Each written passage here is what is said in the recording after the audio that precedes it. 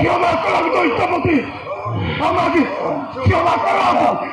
আপনাকে এই বিশ্বের মহাবীর বলে আমি স্বীকার করি দৈত্যপতি।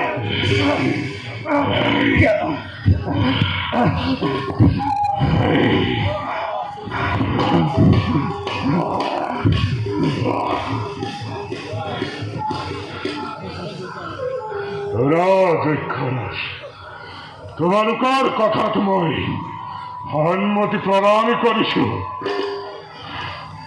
কিছুদিনৰ পাছতে বিশ্বব্ৰহ্মাণ্ডত মহাপ্ৰলয়ৰ ঘোষণা হ'ব। মহাপ্ৰলয়?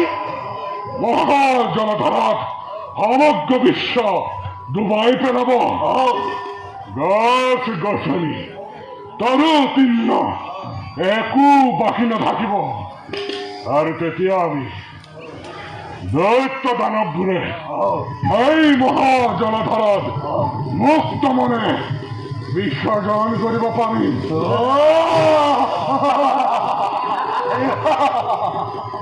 আৰু শুনা, লক্ষ্মীয়ে এই পৃথিৱীৰ ভূভাৰৰ হেতু মোক স্বজন কৰিছিল। নাম মোৰ হয়া দৈত্য।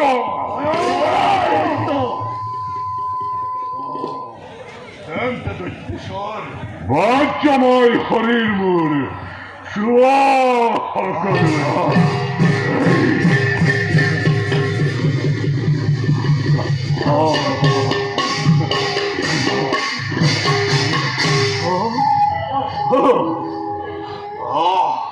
আমি বিশ্বাস কৰিছো দৈত্য, আপোনাৰ মুণ্ডত পৰি আমাৰ গোটেই অস্ত্ৰবিলাক হান-বান হয়। দক্ষৰাজ, ব্ৰহ্ম বোলা দেৱতা এটাই পৃথিৱীৰ মূল্যৱান বেদ বেদাংগবোৰ কৰবাত লুকুৱাই ৰাখিছে। প্ৰথমে আমি সেইবোৰ বিচাৰ কৰিব লাগিব।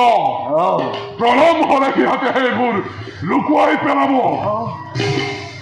তেন্তে বলক দৈত্যপতি, ৰূপৱতী নাৰীতকে বেদ শাস্ত্ৰবোৰে অতি প্ৰয়োজন।